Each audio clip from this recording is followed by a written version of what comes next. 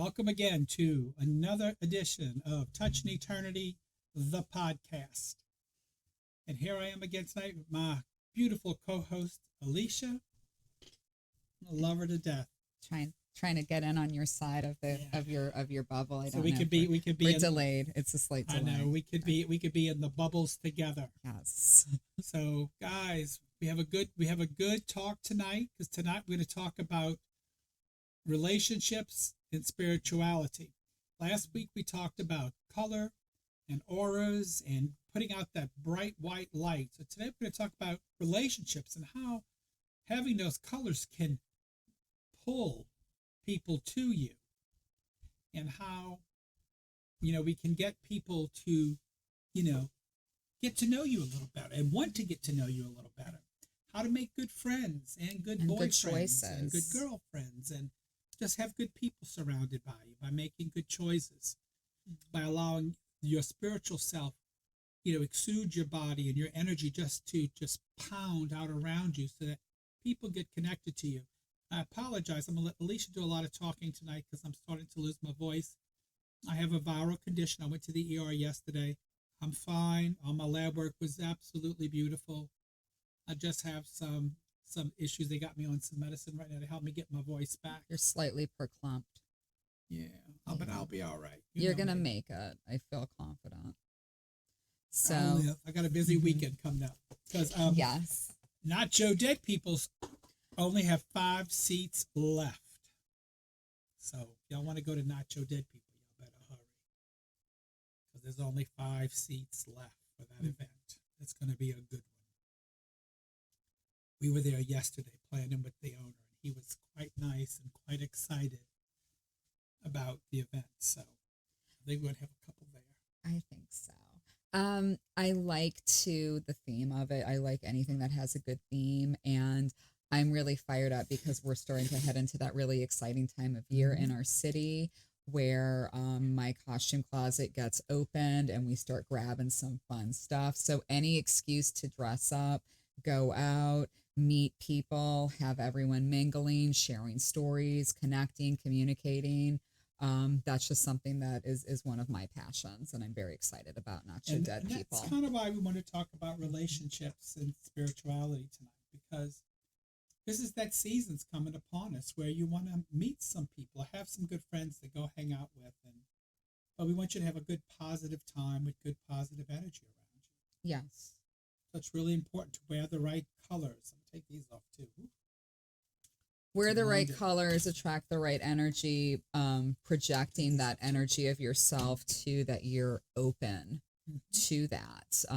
Because there's nothing worse than when you meet somebody and they're all like closed off and just cranky, and that's not going to attract anything or hanging energy. all on you, not letting you not wanting you to breathe, The being suffocation. very possessive. Yes. Got to get rid of that one. Mm-hmm. Or way too needy. Yes, your psychic or energy emotional vampires. Or sisters talks about the way you dress because they're insecure. Yeah. Or men that wear affliction. Yeah. We're just going to throw that one out there for the younger people watching this podcast. They will know exactly what I mean by that. Yeah. Yeah. Mm-hmm. Yeah. Mm-hmm. So we're going to talk, like I said, we're going to talk about some dating things, and we're hoping that some of you get online here and join us and give us some of your thoughts about it and some questions that you might have. Here we go. I love it when y'all just listen to us. Good evening, Tina. Yes. Hi, Tina. So, relationships just isn't about dating and meeting somebody. It's also about acquiring good friendships and bringing the proper friendships around you. We have all different types of friendships. And we want you to be able to attract, he says, adjust the camera a little towards me. We got it? Oh, it won't show for a minute. Okay. There we go. It adjusted. Okay. He wasn't seeing enough of me. Oh, okay. Anyway. Glad you guys could join us. So we're going to talk about, and this is, hey, Gwen. So again, we're going to talk about friendships tonight. We're going to talk about relationships. We're going to talk about how to bring people closer to you.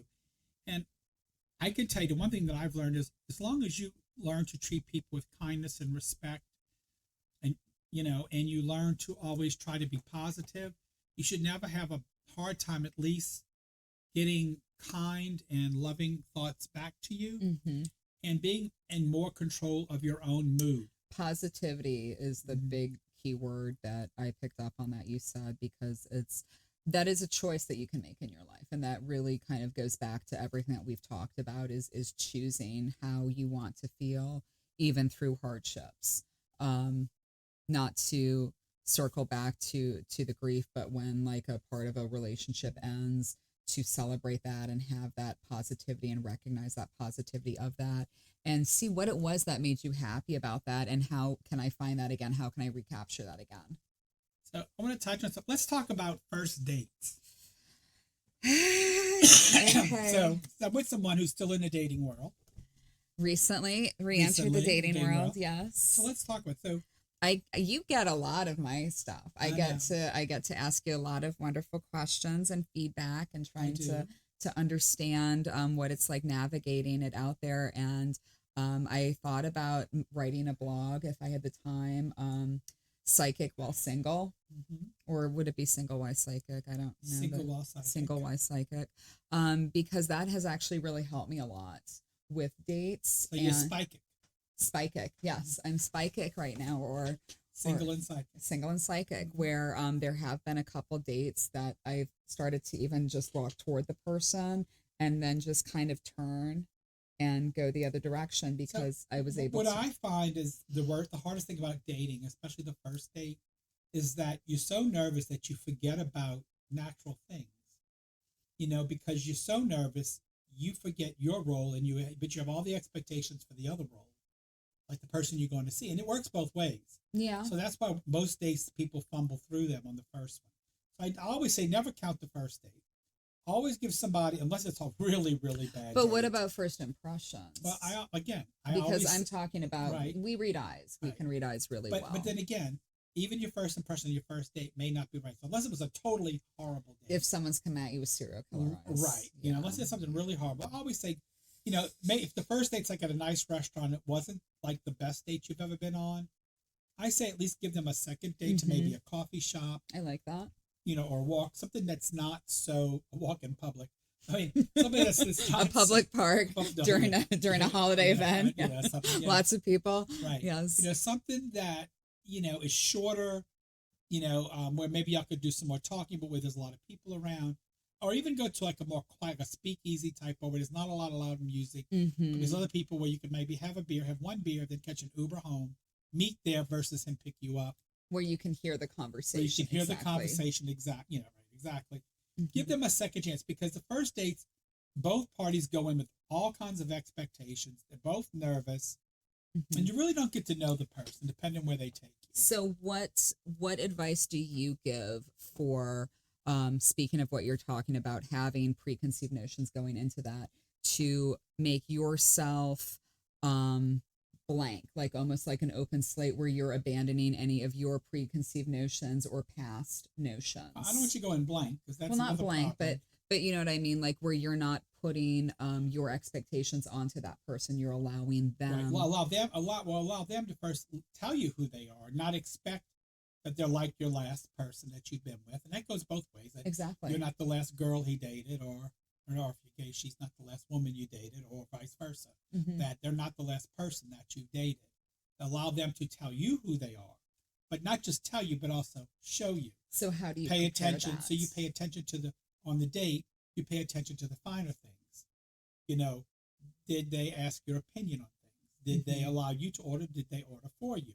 Now, it's nice when a gentleman orders for you, but not until he gets to know you. First date, he should ask you, what are your likes? He should first find out what your likes and dislikes before he orders. If you got some misogynistic bastard on the other side of the table who's on the first date is trying to order you steak when you're a fucking vegetarian, no, you're going to shoot that bastard. Yeah. So my point is, excuse my French, y'all, but again, you on a first they're date. putting their concepts on you then, Exactly. and you have to realize at the that time- point that's not the gonna first date work. should always be something where y'all going to have room to talk and grow together. Mm-hmm. And it may not be, because maybe you're going to a concert for the first date, so you really can't expect a whole lot at the concert. So how soon? I think it's kind of hard to do. You're not going to learn who they are when at a there's when concert. there's entertainment going on. You want to pay respect to the Right. performers too. So what I would say is, maybe after the concert, I wouldn't go to a bar. Maybe go to a late night. If you go to make sure it's a late night pub, that maybe it's a speakeasy Mhm. where there's other people and y'all could hear each other talk. that is very important. I would never go like park somewhere and talk. No, we're going to go to a public place and talk Yes. first. So the spirituality aspect of it, and I'm using your relationship as an example. Mhm. How soon into when you start dating someone do you let them know, hey, by the way, I'm a very spiritual person. This is what I do. This First, is my passion. I do it in levels. I think that first you want to make sure that you even want to see the person again. So you want to find out a little bit about their family. Mhm. Maybe not the first date, but by the second date, you should learn a little bit about their family, their upbringing. Because they're going to learn how to love you from their family. So you want to find out what their ideas of family are. Yes. And make sure they match yours. You may want children, they may not. You may have children, you may not want no more. They may, So you want to find, is this just going to be a date? And what are we looking for in this date? Are we just looking to be friends and date and maybe be casual partners, or are we looking for something serious? What are your goals? Making sure and that if you you're have on the a same dating goals. app, that's something that should be in your dating app.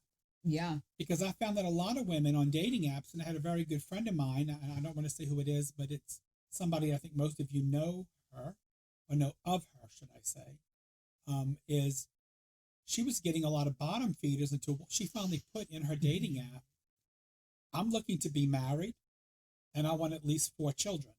Okay. And I want someone who can support that. Uh-huh.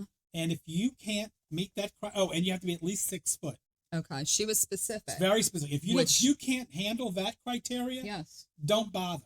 So you bring up a really good point, which I like. And then she heard crickets for about 2 weeks, and all of a sudden she got all these engineers and doctors and who really wanted a family. Yes. And that's what she wanted, a family. And then now she's married and she's on her way. Yeah. And that's important too, is recognizing your goals and being honest with your goals and what you want. And I've heard a lot of spiritualists that I've spoken to have said the importance of writing down specifically what you want. And it's okay to change your mind.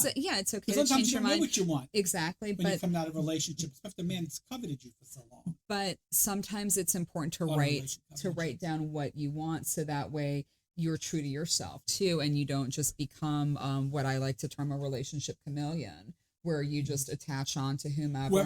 I will want what you want too, because you don't know who you are. Right. Well, the first thing I've learned is you have to figure out who you are. I take my badge off. I just realized I have my badge on work. I ain't supposed to do that. That could get me fired. Well, we won't say. I know. It'll get me fired. Okay. Anyway, you have to figure out who you are and what you want. And you have to truly know, so many people don't really know what they want, and they just want to jump into the first person who gives them attention because they're lonely. Well, that's wrong. First, you got to figure out, if you can't be happy in your own life, how do you expect someone else to make you happy? You have to create your own happiness. That's number one. I learned that the hard way. And I don't care what you look like. If you let somebody else make you feel bad about what you look like, then you're already on the wrong path. Well, I learned I'm fat and fabulous. Okay, you can ask anybody that knows me, and my friends can tell you, I have a lot of good-looking people after me. Trust me. And I picked the best one of them all, and I married him. Yes, you did. And let me tell you, it's not. Look, if you don't think, there are beautiful people for everybody in this world. You just got to go find the right beautiful soul for you. My grandfather always used to use the phrase, "There's a Jack for every Jill." Yes, there is. Or maybe a Jack for every Jack. For every Jill for another Jill. Exactly. And you got to start. And sometimes you have to work for it. You got to quit being lazy. Get off your ass and go out there and find it. I found mine in Norway. Where are you going to find yours? That's why we got the internet. So you can go out there and find whatever you want, wherever it may be. But one thing I learned, you have to have confidence in yourself. You have to have confidence in yourself. So back to writing down what you want and being honest about what you want. Right. Because that to me, I think is something that's very important. And how it fits into spirituality. Because you and I were talking over dinner about the concept of manifestation. And do you think from a spirituality standpoint that people can manifest their ideal or their person that they want? You can, but always remember. So when I never forget this, because I used to, back in my days before I was a medium, when I was doing just psychic work, I would have a lot of girls come to me and they would ask me, how do I get the man that I want? I would give them things to do, but I always would warn them. Remember, the universe is tricky. Mm-hmm. You're going to write what you want. You're going to get it. Mm-hmm. But are you going to want it then? So watch. I had a girl write that. This is a true story. I had a girl write that and she got everything she asked for. I want a man. I want him to be at least 6'2". I want him to be a big man, 6'2", good looking, and he's got to have money. I want him to be able to buy me things whenever I want it. I want him to love me so much that he'll take me anywhere I want to go. I'm going to love him. I'm going to always be with me. She sends us into the fire, into the universe, into the air, and she gets herself a 6'2" man, about 380 pounds, who sold drugs. Yeah, I knew that this is not going to be the. He would never leave her side. Would never let her go out the house. He would never. I said, girl, you got exactly what you asked for. Yes, you just exactly. You have to be careful how you phrase it, what you say, and what intentions you put out there, because I like to look at it as the universe has sometimes a sense of humor. Yes, I was just going to say. It's a very very twisted sense of humor, which is kind of in line with what I tend to like. I tell people, when you ask the universe for something, you better know how to ask it. So I tell people. So this is what I tell people: don't ask for anything. Mm-hmm. Work on yourself, because the right man is going to come to you by the energy you put out, or the right person. I keep saying because I know most of my followers are women, but I have a few men on here tonight, because I'm looking at Bruce and I know Magnie's on there, and I see some women. So I know a few, so I have a mixture. So if you want the right woman or man or person to follow you, you have to put out the right energy to attract that. And that's a great point to what you were saying of you should not look for the person that makes you happy or completes you. It's the person that complements you and maybe can add to something then, not someone that, I've been missing everything. Yes, I love that point of work on yourself, build yourself. I jumped on her butt the other night when she was here. Jump on my butt. I'm gonna put all her business out there in the universe. So she let me wear my badge on camera, because I could get me fired. But anyway. I'm holding my breath. I know. That night she told me how she sat and how she met this man, and she's already cooking him dinner, and then all this domesticated stuff she's doing for him, and then he didn't call her back. Mm-hmm. I'm saying, he didn't want a wife, he wanted a hoe that night. And you called me out and you said you are not the type of girl that's going to be making a man dinner every night. No, you're not. No, and we can be honest.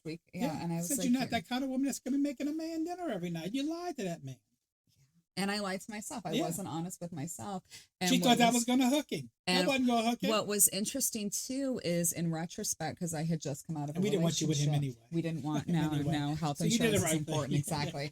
But I had just gotten out of a relationship, and those were my expectations of what I was used to, and so I was putting those expectations onto something. Right. And where again, how when you enter into, and not even relationships with in a relationship of that kind of proportion, but I think even with friendship relationships, how it's important to go in with the expectation that you're going to treat someone right and be treated right and not settle for less, but don't put unnecessary expectations from previous relationships onto them.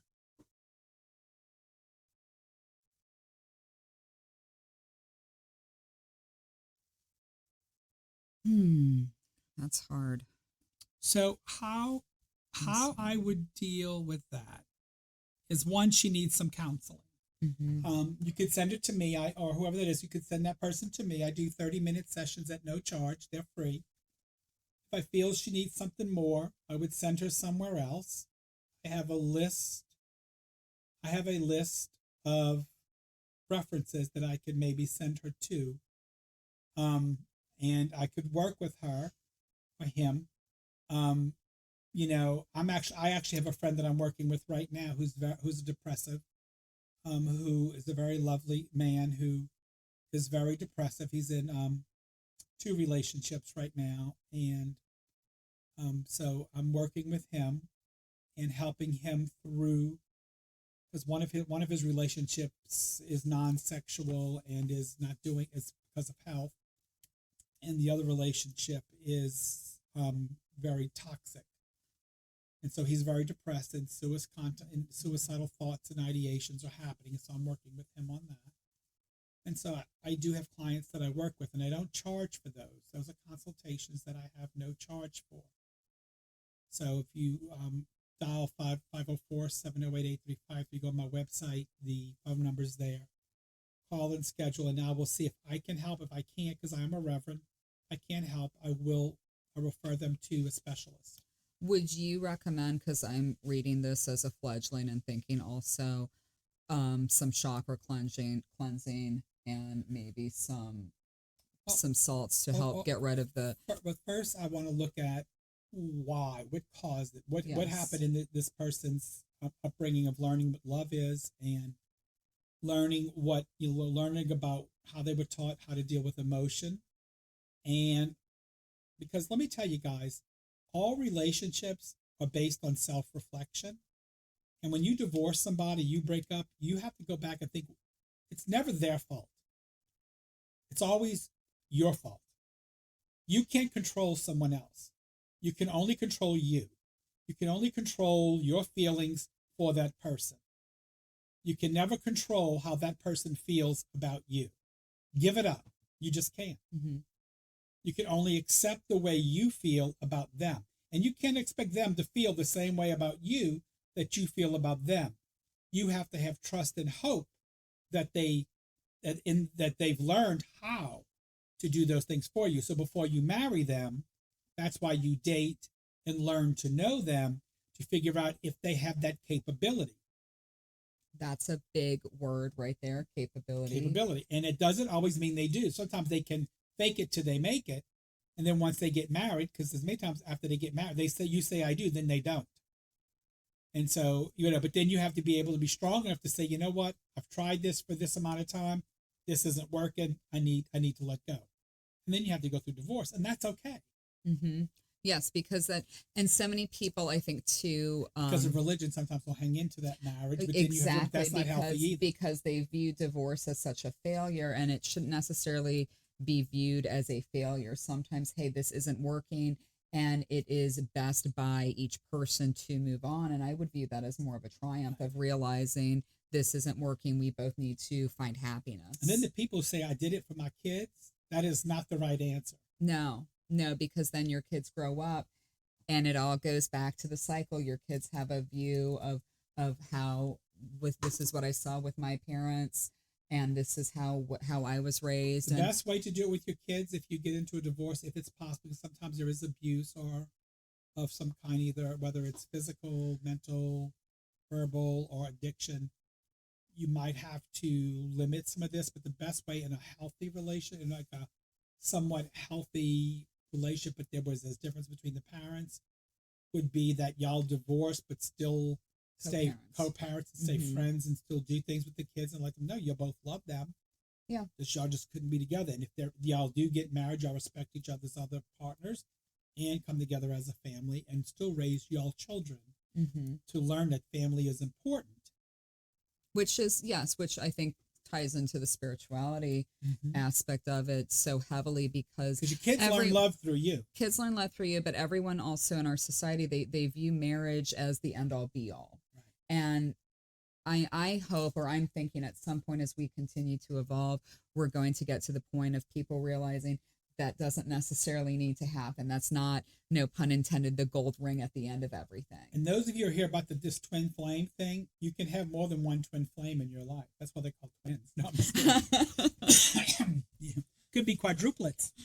But anyway, you can have more than one twin flame. And you can have more than one soulmate. So how do you Because recognize? we're going to get to this probably next time we meet, but there are multiple lives that you're living. Yes, because we talked about that earlier, Yes. timelines, and that's such an abstract concept that I'm going to have to write all my And the only reason questions. I'm holding off having that conversation is I'm supposed to be doing another podcast with two other people about timelines because we have evidence of them, and I can't present it. Oh. I can't Oh, present that's it. Yeah, I can't present it until I have that other group of people here because they're in on it. And so I have evidence that I'm going to be showing you guys soon. Well, there was, I listen to a lot of podcasts while I drive because I drive constantly. And there is this one I really like called Mysterious Radio. Really great host. Her name is K-Town. And she does a lot of just really unique topics. And one of them was about past lives. And apparently in India, there's a lot of evidence of children that have memories and talk about their past lives. And so that's interesting from that I standpoint. have stories of those too. Yes. Oh, yes. I know you do. And so But they're not past lives, they're concurrent lives. concurrent lives, which yes, I'm still wrapping my head around all of that concept. So how would So think about it. There is no such thing as time. So I'm going to give this little short synopsis. But we are going to have this conversation on another live, probably next week. There is no time. There is only current. There are multiple different lines going on. So when you go into a past life regression, you're going into a trance state, and you're moving to another dimension that's already happening. Now it may be something that's happening in a different line, but it's happening right now in a different line.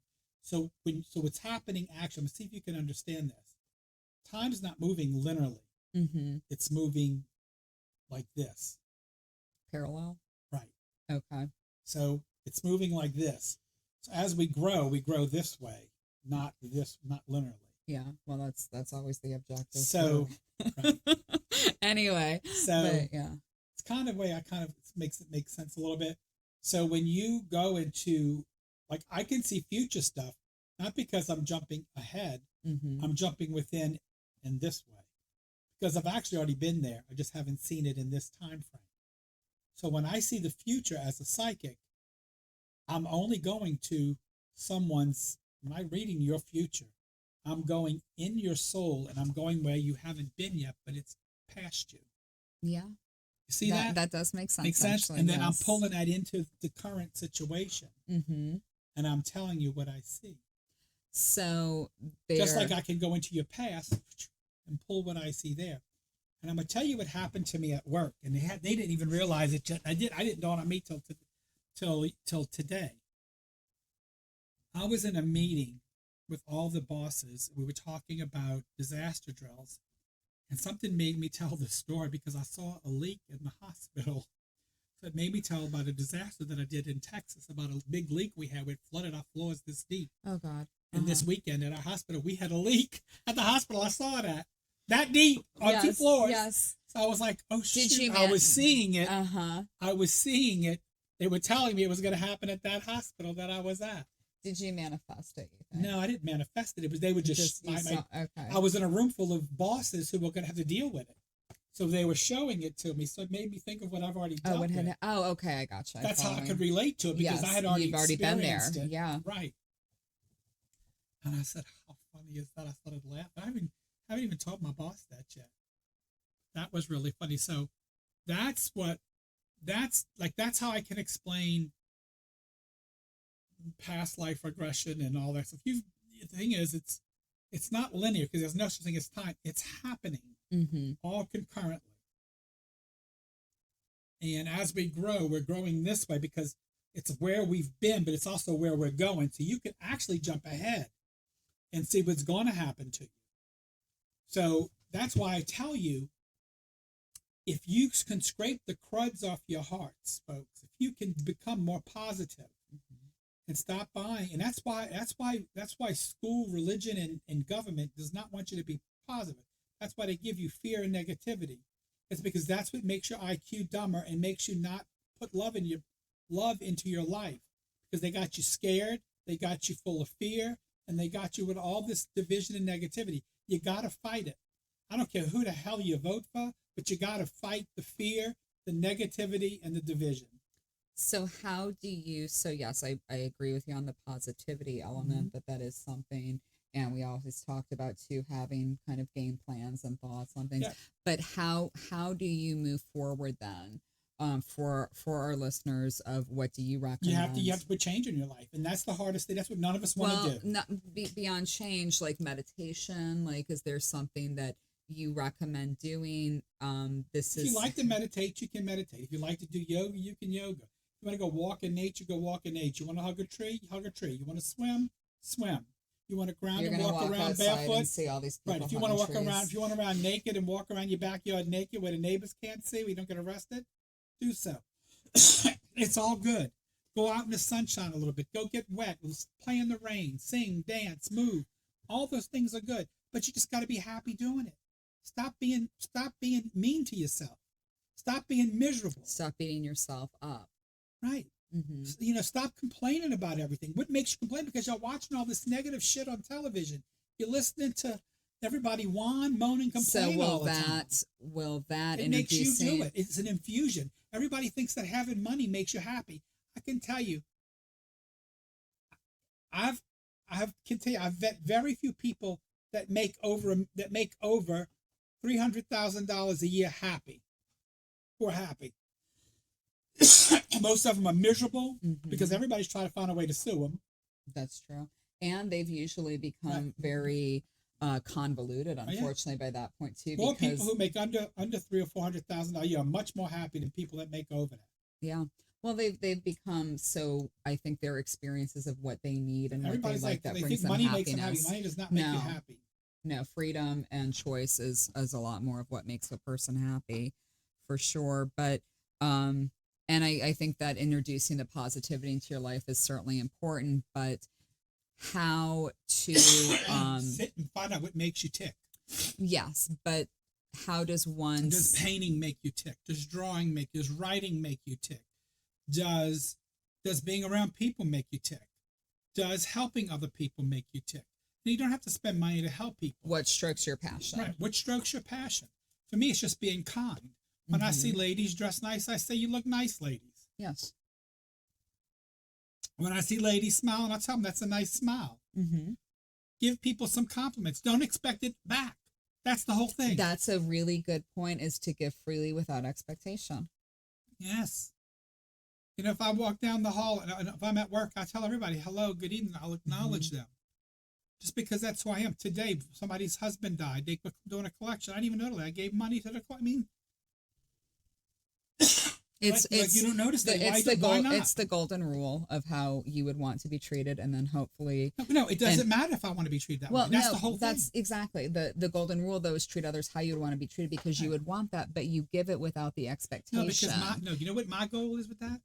Is that I do it because my goal in life is to see other people smile.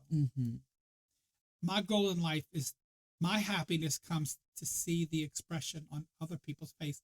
And it didn't dawn on me till one year when it was Christmas time, when I was got married to Magni, because Magni comes from the country up in Norway, and I'm going to rat him out and hope he's not listening. I'm sure he is. Yes, He'll probably comment. Yes, he is. But for Christmas, because they didn't have a lot of money. They had money, but it was all invested into their farm. So for Christmas, they would give each other little gifts, art. They would do art things, which was very nice, and give it. But he'd buy his brother a hammer. He bought his mom some pot holders, and yes, I'm like, oh no. When he married me, I'm like, oh no. I'm the point for Christmas. I'm gonna give you a gift. It's got to be something that's gonna light your eyes up, because that's the joy of Christmas. That's just how I was raised. Yeah, it may not be much, but it's gonna be something that you didn't expect. Yes, and it's something that You put thought and a lot of heart, which not saying Maggie didn't, but no, it's he just did. it's different. But his was more Exactly. something common. Like you don't give your mother something to use in the kitchen, even though she's in the kitchen a lot. You may give her that, but you may give her something else on top of that, something that's going to light her eye up. You know what I mean? Something, oh, you know, Yeah. oh, Yeah. look at my son. You know that Exactly. that's or when you give the kids something, you give them something that's going to. I needed to buy this, and oh, okay, it was received. No, instead, it's the wow, this is completely Right. unexpected And again, and it was amazing. something very cultural. You know, so medication in my mind does not help. Well, sometimes the medication is needed temporarily, Mhm. and then after we help change the pattern of behavior, then they can wean the medication off. Wean, and it has to be done with by a physician. But yeah, medication sometimes is helps address the initial, and then after therapy, they can start weaning that medication back. Yes, by no means do we give medical Oh yeah, advice right. or our doctors, but we know enough to know Right, no. sometimes there are imbalances that medication certainly Yes. does help. Sometimes there's some chemical imbalances that you have to correct. So it just depends on what the depression's caused from. Mm-hmm. And so that's what we have to figure out. But I will know when I am knowledge enough to know when I have to send them to seek further help. Yes. And in this situation in particular, to your point of finding your own happiness. Right. And that's what I would strongly recommend is find something, the best description that I found recently or that really spoke to me was what do you lose yourself in? What do you, not to quote Eminem, but like, what do you completely lose yourself in where you've lost track of time? And I realize now an hour has passed and I'm doing something that brings me such joy and working on yourself in that regard, how that it goes back to that. And right now, it may be good for her not to get off of them Exactly. just because if that's her safe go-to. But until she's got a clear head and a clear mind, I wouldn't recommend getting off them. That's between her and her physician Her at this physician. point. And he'll know, like once she starts doing therapy, he'll be able to and not her regular internal medicine, her psychiatrist will know when to start weaning her back. And once she's reached a goal or a point through therapy, they will start weaning her back little bit by little. Because if she take her off completely, the chemical structure in her body will turn her completely depressed And sometimes make her very time suicidal. Right? Yes, and then sometimes they do need longer than 2 years. Oh yeah, yeah. I mean, it also depends on her. I mean, it can be 2 years, but if she hasn't made any change or any progress in her therapy, because a lot of it depends on her. You know, and again, I'd have to talk to her to know where she's at in that progress, because sometimes PTSD can take a long time. Ooh, yeah.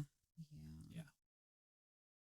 I've been through that with my accident that I was telling you about with my leg, and I've seen a lot of people go through that. I'm still going through trauma from when I was 6 years old. I'm actually getting ready to get some new therapy for that. Mm-hmm. So I get and it. it's healing. It's the analogy I liken is the bridge in your brain, and it's almost like sometimes medicine can help to make that pathway whole again. So that way the sides can communicate better to help you heal.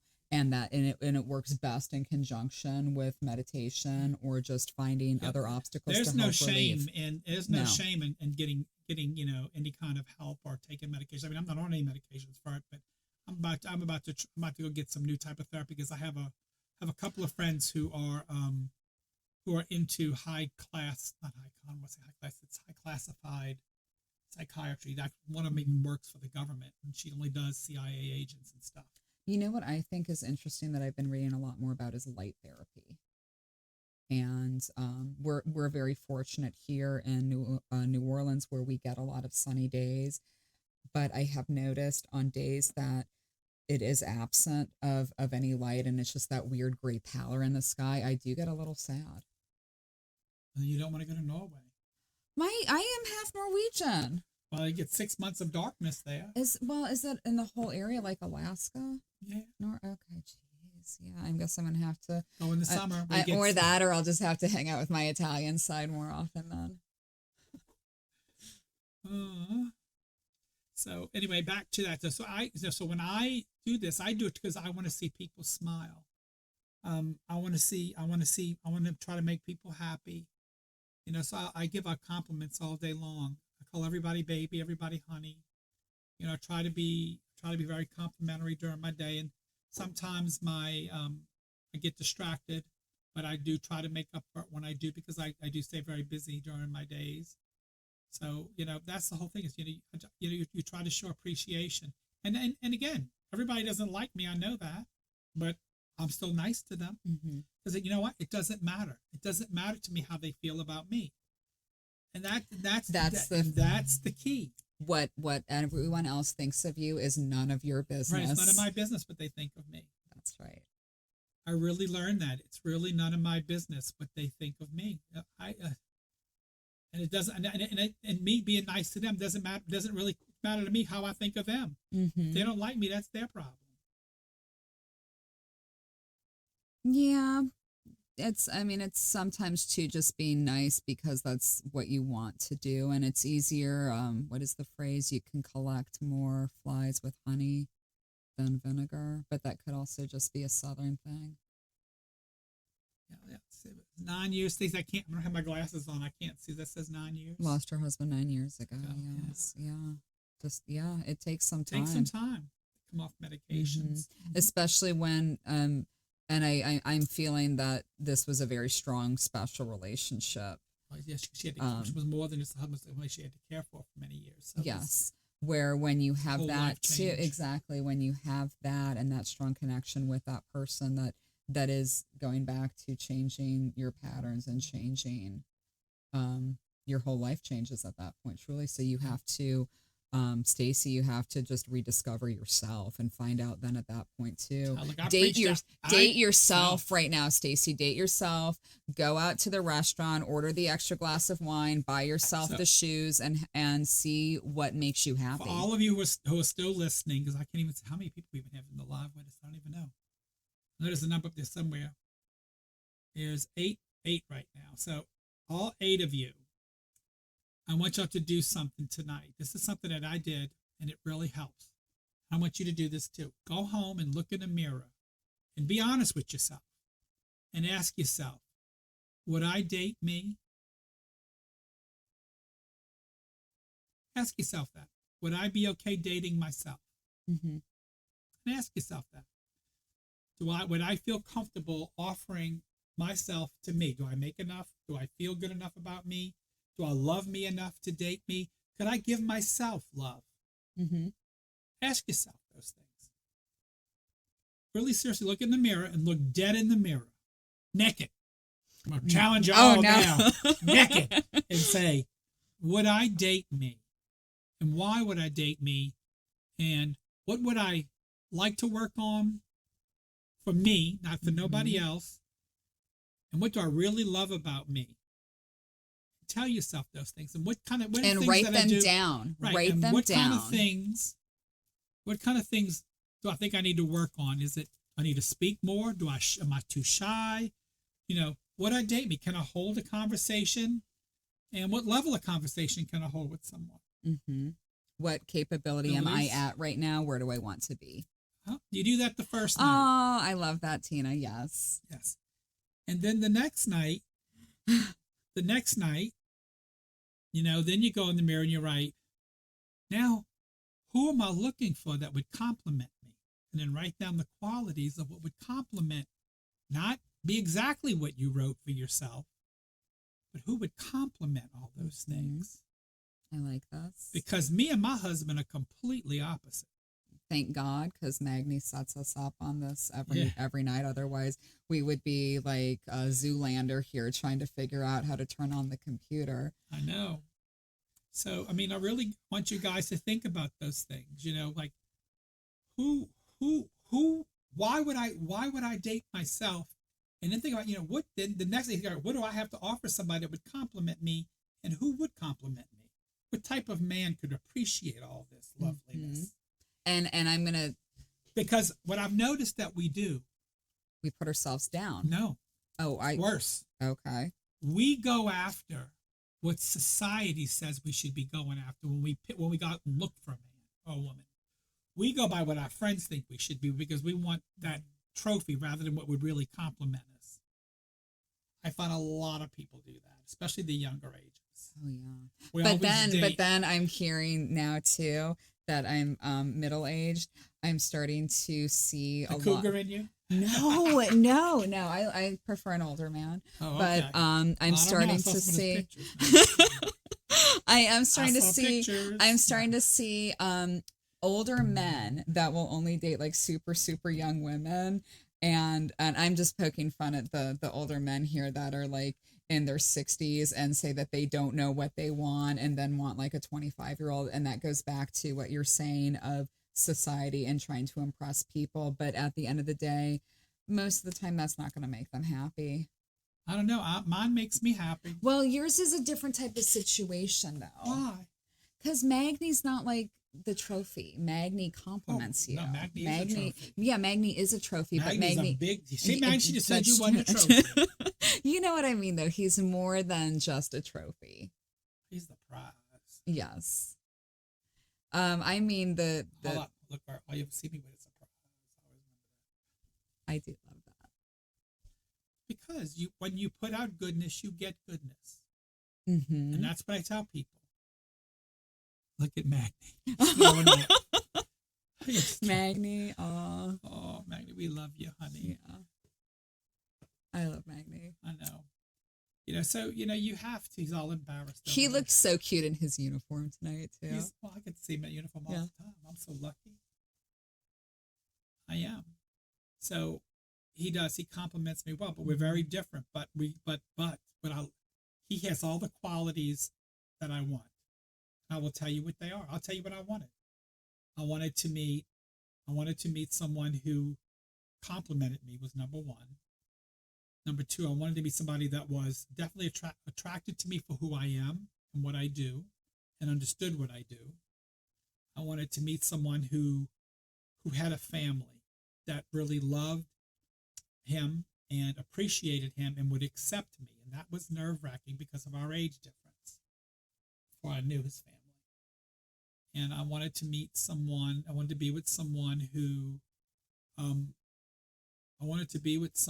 who was willing to grow with me and willing to, especially at the age difference, understood the age difference. And he did. He did. He understood that we're going to eventually flip roles, mm-hmm. And he understood how to balance all that. He came with no drama. There is no drama. When I tell you we have zero drama, believe it or not, we do. His side of the family is zero drama. My side of the family is 100% drama. And that you bring up a good point with that. When I think part of it is finding your person, is knowing when you feel that moment and that sense of just complete bliss. His family is the most loving, drama-free family I have ever met. His family loves everyone in my family. At my wedding, his parents were absolutely wonderful. He forgot to tell him I had a daughter. And when my daughter showed up at the wedding with my ex-wife, and my ex-wife busted right in between and said, "Did y'all know Sid had a daughter?" Thinking she was going to be a, what? My in-laws turned and says, "Oh, I've got a granddaughter." That is so Norwegian. And my ex-wife got so upset she left. I love that. I love that story. So that warms my heart. That's a true story, So I've got this wonderful, wonderful, wonderful, wonderful family, and now we've got grandchildren, and we just went on to, and it's just we have you have a wonderful life, and you have a wonderful love. Yes, we do, and I ain't going nowhere. He ain't going nowhere. And even I was telling him, and he tells me, and even if he did decide to go somewhere, You'd find him. I'd be unhappy, but I love him enough to respect him and let him go. And want his happiness. Happiness. Yep. And that's what love is. Exactly. We talked about that right before we got on here. Is you better not. No, I'm just kidding. The concept of love, of wanting that person to have happiness and wanting I worry them about to do his happiness, and he can tell you that. I worry about his happiness all the time. That if something ever happens to me, that he'll be happy, that he'll be able to move on and continue. And everything I do in life is about that, is making sure he's protected when it's time for me to say goodnight, because I know I'm much older than him, that he's protected and he has enough to maintain that. That's what I work on constantly. you know, and that's just the love that I have. And he understands that. And, you know, and we're a good team. I like Look, that. we're online. Yes, that's right. That's right. And that's what I tell people. You have to find who compliments you. Mm-hmm. You know, you have to. You don't need to find the one that's going to do everything you want them to do. You don't want that, because then they're not going to challenge you right. always, and you need. And I get think bored that real easy. Exactly. You need to find somebody who compliments you. You know, and somebody who, like, if you're not the one who likes to get up early all the time, get somebody who gets up early who's going to wake your butt up and make you get early up sometimes. Mm-hmm. And make that coffee. And make that coffee for That's you. That's right. You know, somebody who's someone who's going to wake you up with like a beautiful song or something. You don't like to cook dinner every night like this one? Then find someone who likes to go out and eat every now and then. And doesn't mind doing the dishes. That's the big part. Yes, someone that can do the dishes. That's what I'm going to be projecting, is someone that really likes a clean house and knows how to make that happen. No, you find someone like me, a man who we make enough money, we get a maid to come do it once every couple too. weeks. Yes. Yeah. You know, that's what you do. You know, so I mean, you know, you figure it out and you work it out. Yep, and they put 26 years difference between us. Oh, somebody asked, what's the difference? 26 years difference between us, Tina, between me and Meg. So, you know, and I didn't even, and we neither one of us went looking. It just happened. Believe me. And that's always how the best ones work out. Yeah, and it just happened. That's what I'm saying to you. You never know. You just never know. You just never know. So I always tell you, when it comes to relationships, the only person you need to work on is you. Understand who you are. Put out that positive energy. Be kind. Never judge by the first date. Never listen to your friends, because your friends don't know nothing about you, because you only show them what you want them to see. You know, and then you judge. You go to the first date. It wasn't completely horrible. Always give them a second date. You know, and then just kind of get to know them and feel their energy.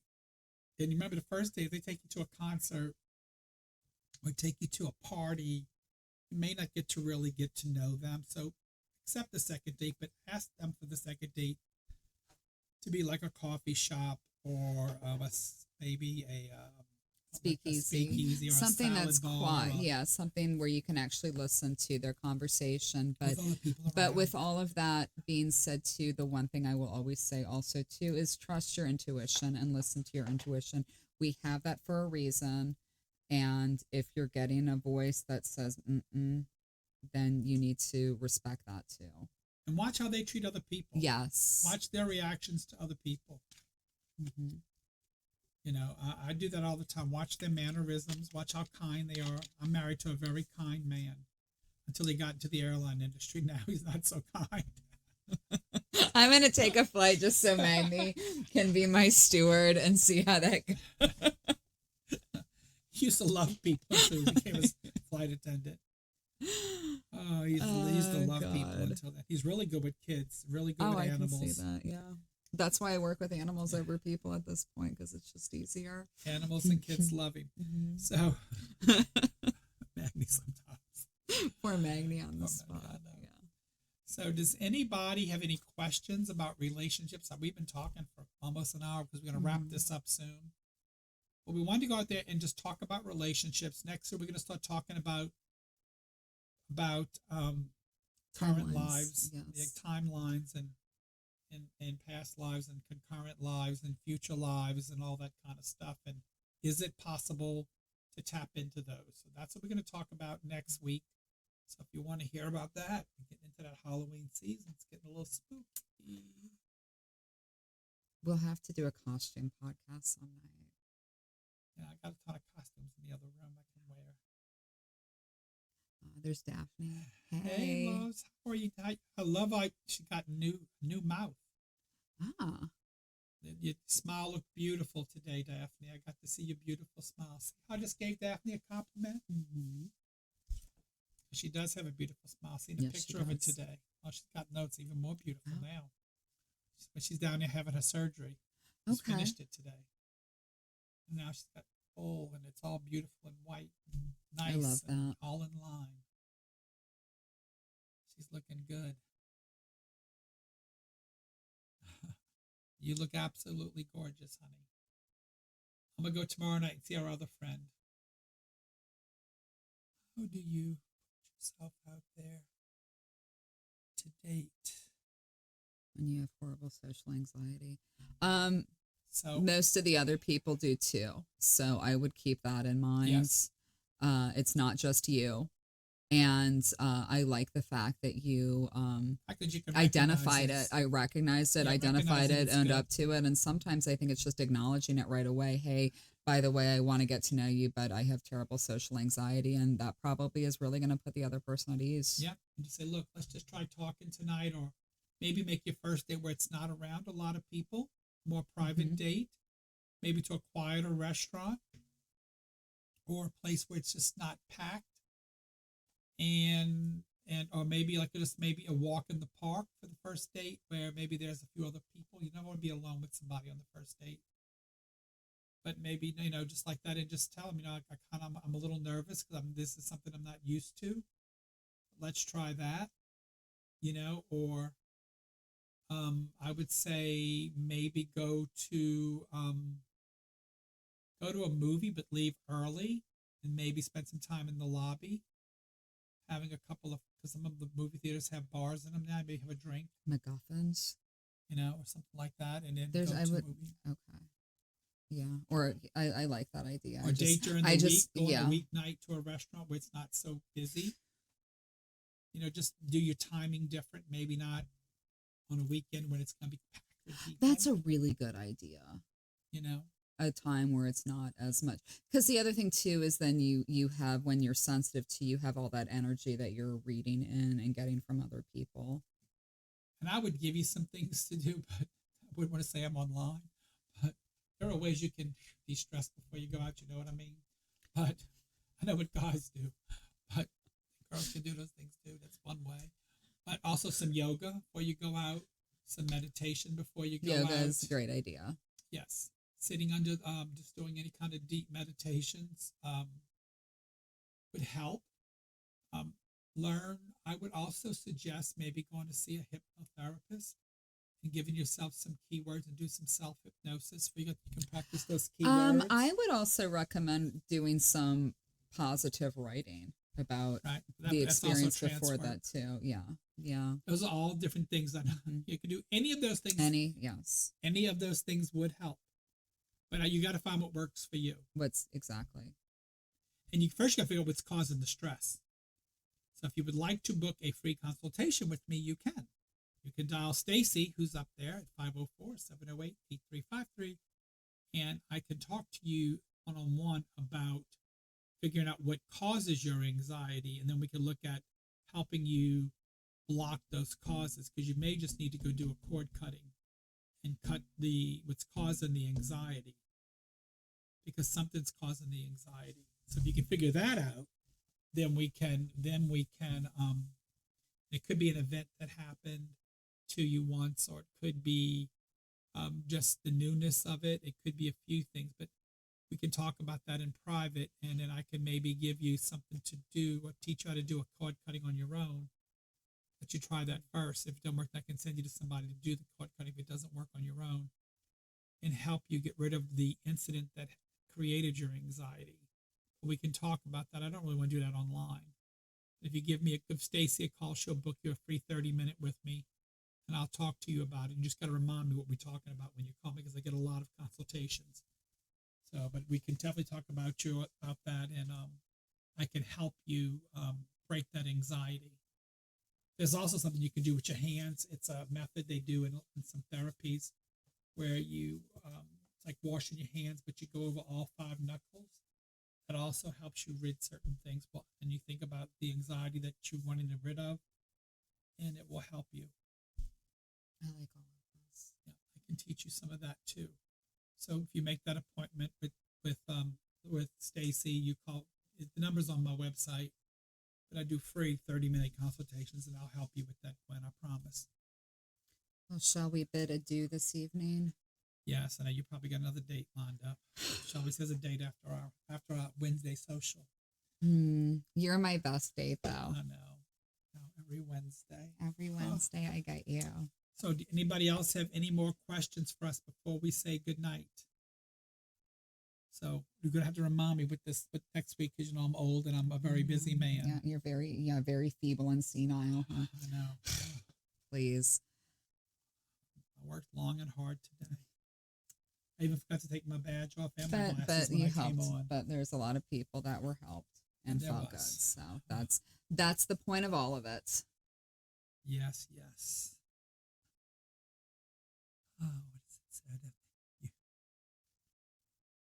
You go on OnlyFans.